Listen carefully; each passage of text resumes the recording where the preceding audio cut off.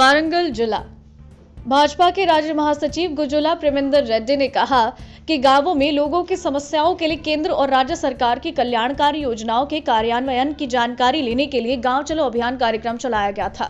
वारंगल के देसाईपेट रोड स्थित बीजेपी के कार्यालय में आयोजित प्रेस कॉन्फ्रेंस में पार्टी के राज्य महासचिव गुजुला प्रेमेंद्र रेड्डी, वारंगल जिला अध्यक्ष गंता रवि कुमार, पूर्व विधायक कोंडेती श्रीधर, राज्य नेता वनला वेंकटरमण, भकम हरिशंकर और अन्य ने भाग लिया। उन्होंने कहा कि उन्होंने सरकार द्वारा दी जाने वाली कल्याणकारी योजनाओं के बारे में जानकारी लेने के लिए चलो गांव अभियान कार्यक्रम की शुरुआत की।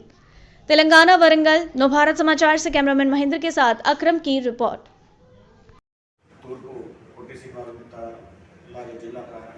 जनता पार्टी राष्ट्र व्याप्తంగా పల్లెకు పోదాం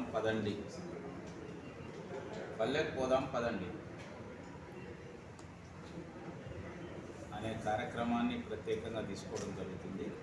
24 గంటల పాటు ప్రతి గ్రామంలో బీజేపీ కార్యకర్తలు వేరే గ్రామానికి సంబంధించిన వాళ్ళు వెళ్ళి అక్కడ ప్రజలను కలుసుకోవడం, ప్రజల సమస్యల గురించి తెలుసుకోవడం, వాళ్లకు ప్రభుత్వం నుంచి అందవలసిన యొక్క సౌకర్యాలు అందుతున్నాయా లేవా, ప్రభుత్వం నుంచి అందవలసిన యొక్క పథకాలు అందుతున్నాయా లేవా, అదేవిధంగా నరేంద్ర మోడీ ప్రభుత్వం అందజేస్తున్న యొక్క పథకాలు కూడా వాళ్ళకు అందుతున్నాయా లేవా, వాళ్ళ యొక్క స్థితిగతులు ఏ విధంగా ఉన్నాయని తెలుసుకోవడం కోసం భారతీయ జనతా పార్టీ విస్తృతంగా రాష్ట్రంలోని సుమారుగా 36,000 పోలింగ్ బూతులలో ఈ యొక్క ప్రవాసీ కార్యకర్త అనే పేరుతోని బీజేపీ కార్యకర్తలు 24 గంటల పాటు అక్కడ ఉండి వాళ్ళు తెలుసుకునే కార్యక్రమాన్ని ప్రారంభించడం జరుగుతుంది। ఈ రోజున దేశవ్యాప్తంగా వాతావరణం చూస్తే ఏదైతే కూటమి బెట్టింగ్లో బీజేపీకి వ్యతిరేకంగా కాంగ్రెస్ మిగతా పక్షాలు కలిపి అది డివైడ్ అయిపోతున్న పరిస్థితి కనిపిస్తుంది। రెండో వైపు నరేంద్ర మోడీ గారి యొక్క పేదలకు చేస్తున్న గత 10 సంవత్సరాలుగా చేస్తున్న అనేక మంచి పనులు,